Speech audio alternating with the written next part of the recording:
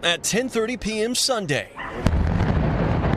the explosions rocked Surfside, the remnants of Champlain Tower South crashing down in a delicate demolition.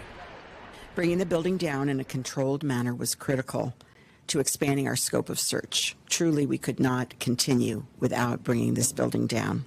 The decision made after concerns the tower was too unstable, especially with the potential arrival of Tropical Storm Elsa and dangerously high winds.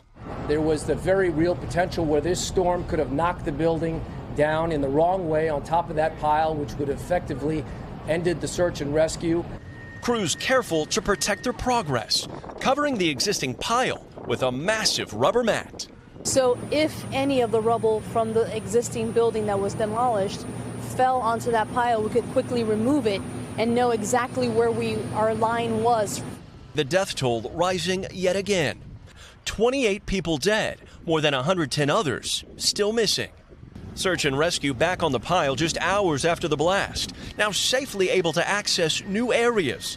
Heavy equipment also speeding up work in clearing rubble. FEMA saying crews have now cleared 40% of the debris above ground. As for what or who could still be buried beneath. From a survival standpoint, what do you tell folks still waiting? We just tell them that the same thing that we believe. We believe it, that we're still hoping for a miracle. But we understand it is, every day that goes by, it makes it a lot more difficult to try to realize that miracle.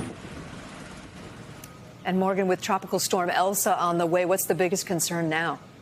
Yeah, Kate, with that demolition now complete, the concern here isn't about the wind so much as it is lightning. Should any strike happen within 2.5 miles of this site, crews have to wait for at least 30 minutes to return, and every second is precious.